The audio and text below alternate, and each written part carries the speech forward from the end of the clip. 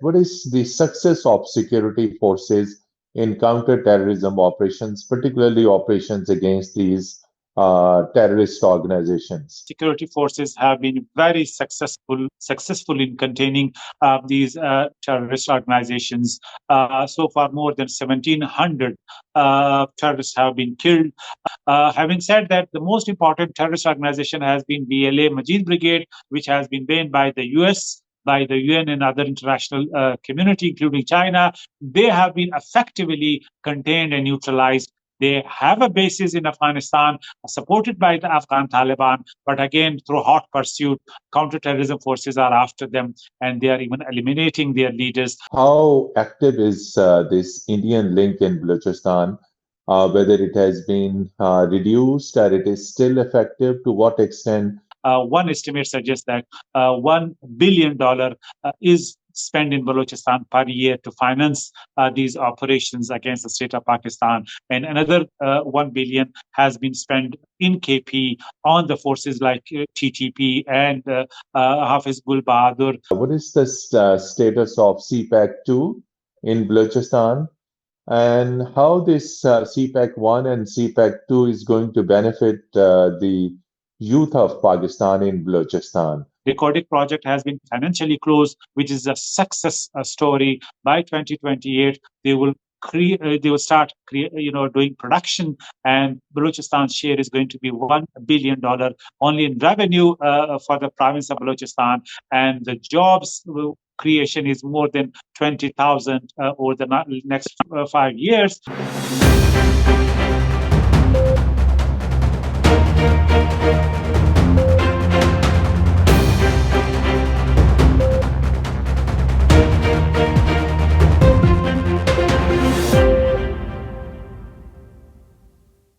Bismillah ar-Rahman ar-Rahim. Hello and welcome to V News English program Insight. In today's conversation, we will discuss overall security situation of Balochistan, and we will also discuss that what success security forces have achieved in counter-terrorism operations, particularly against BLA, Balochistan Liberation Front, and other terrorist organizations.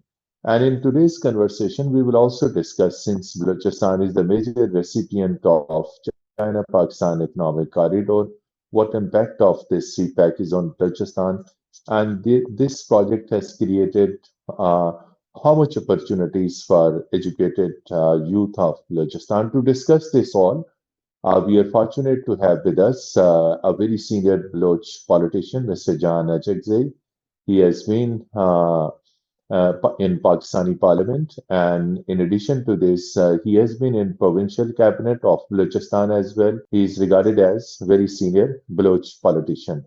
So, John Achakzai sir, very warm welcome to Program Insight in V News English. John Achakzai sir, you are keeping a very close eye on security situation in Balochistan. The security forces of Pakistan on daily basis are conducting number of intelligence-based operations against terrorists and miscreants, particularly BLA, BLF, Majid Brigade. Would you like to share that what is the success of security forces in counter-terrorism operations, particularly operations against these terrorist organizations? Over the last almost 1 year, security forces have been very successful in containing these terrorist organizations. So far, more than 1,700 terrorists have been killed. In terms of area-wise, almost 70% of Balochistan was once disturbed. The main terrorism which originated in parts of Dera Sui, Kolu are peaceful now. There is no terrorism. No incident has happened over the last couple of years.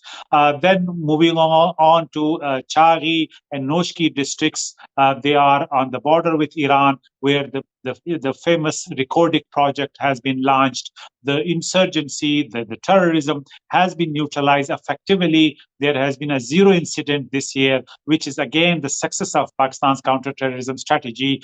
Also in the areas, particularly Kalat, Mastung, Khuzdar, it has been troublesome over the last 2 years, but here the incidents have been dramatically reduced. The new player in town is Akhtar Mengal's brother, Javed Mengal, who is also a militant leader, trying to fill in the gap and the vacuum, but his kinetic capacity is very much reduced, and there is no such support among the people for his terrorist activities. So effectively, one-off incidents occur in this region, but mainly they are targeting civil infrastructure, or the interrupting the main supply, the road chain, if you like, or sometimes they focus on some robbing banks, or setting up as the company's assets, like big vehicles.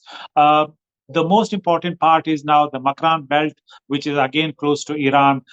Here, BLF, a terrorist organization, which is banned in Pakistan, which is banned by international community as well. It has been active in this area, particularly in areas like Panjgur, Avaran, and Turbat. But these incidents are mainly confined to like robbing infrastructure or some government offices like bank. Mainly, a few incidents have occurred in this area, but by and large, their headquarters and their shelter safe houses in Iran have been overrun, particularly between the convergence between Tehran and Islamabad, which is again a success for Pakistan to eliminate their bases over there. Having said that, the most important terrorist organization has been BLA Majid Brigade, which has been banned by the US, by the UN and other international community, including China. They have been effectively contained and neutralized.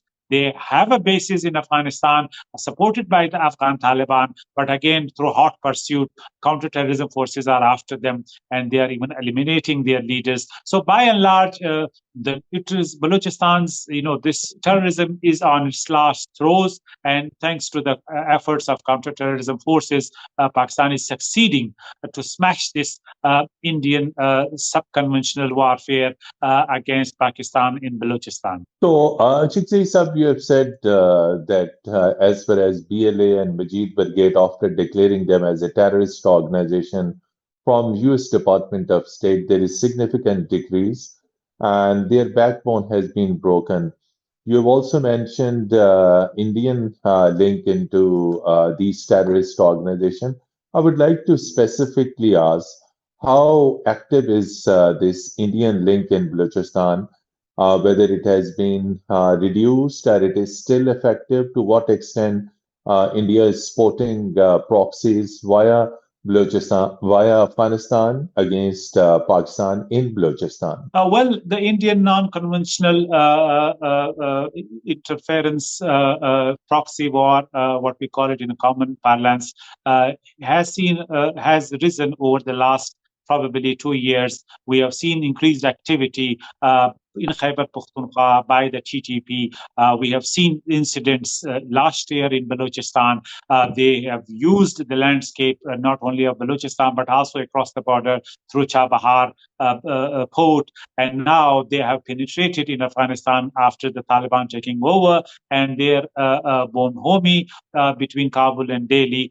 So there they have opened up their own consulates and safe houses, patronizing these terrorist groups. They have unrolled, huge finances. One estimate suggests that $1 billion is spent in Balochistan per year to finance these operations against the state of Pakistan, and another 1 billion has been spent in KP on the forces like TTP and Hafiz Gul Bahadur.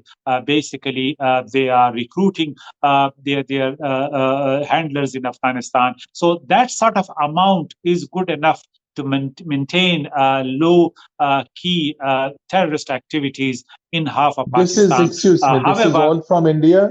This is all from India, because India mainly provide the finance, where the Taliban provide the logistics, the weaponry, and the safe houses and the safe sanctuaries. So it's a joint partnership between the two, and they have a convergence that they will give tough time to Pakistan. However, Alhamdulillah, Pakistan has been winning this in a big way, not only in Balochistan but also in FATA, in KP, where almost in 100-kilometer radius square they have some activity. Some incidents happen with IED and ambushes, but by and large, Pakistan is safe. Mainly, even if you come towards the hinterland, Punjab, most of KP is safe and peaceful. Achakzai Saab, the Balochistan is the major beneficiary of China-Pakistan economic corridor. And would you like to share some information that what is the status of CPAC 2 in Balochistan, and how this CPAC 1 and CPAC 2 is going to benefit the youth of Pakistan in Balochistan?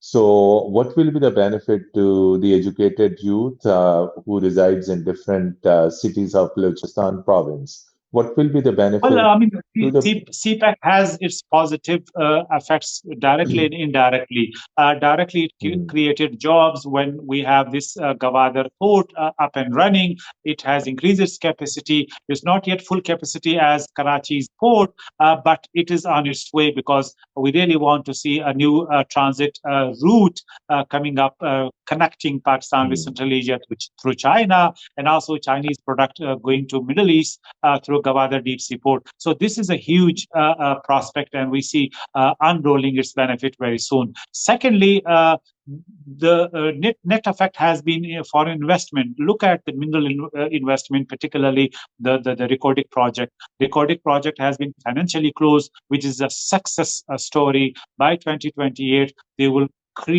start doing production, and Balochistan's share is going to be $1 billion only in revenue for the province of Balochistan, and the jobs creation is more than 20,000 over the next 5 years. The local employment is more than 70%, and the human resources being trained not only in Pakistan but in China, in Latin America, and in US for this project. So we have seen a net positive effect when at time nobody wanted to invest in Balochistan. But after this China-Pakistan corridor, we have seen now foreign Western companies coming in. Even now the US has chipped in, and it has agreed to finance a part of the Recordic projects, around $700 million through the Exim Bank. So this is because of this initial investment that China had made in Balochistan. So I think Balochistan would reap the benefit very soon of the net effect of CPAC,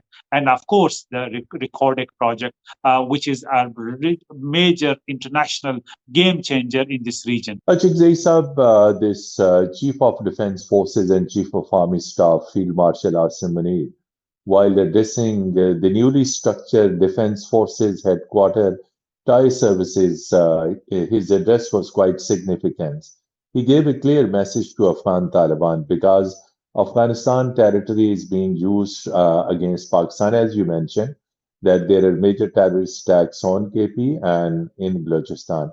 So, what do you think? The message is very loud and clear from Pakistani military leadership to Afghan Taliban. So, what do you think in the days to come? Will they pay attention to the message given by Pakistan? And unfortunately, yesterday there was another attack again on a military post, and Pakistan summoned a senior Afghan diplomat. Protest was lodged. So, your thoughts on this? Well, absolutely. The current policy is brilliant. The hard state response that we have adopted vis-a-vis the Taliban regime is pouring in with results. We have applied pressure, both non-conventional and conventional. Conventional, it means we have deported all the illegal Afghan migrants. We have closed down the borders on them. We have simply discontinued the trade because the citizens' lives are more important than the economic cost of the seizing the trading with Afghan Taliban. And also, we have taken kinetic action. Wherever we have intelligence, Pakistan went all the way to take these terrorist launch pads in Afghanistan. Even we did not spare the TTP's terrorist leader in Kabul. So this is Pakistan's hard response, which is also forcing them to revisit their strategy vis-a-vis Pakistan. So far, they are up for grab. They are being used by anti-Pakistan forces, whether in the region or India, because it's a group. It's not a nation state.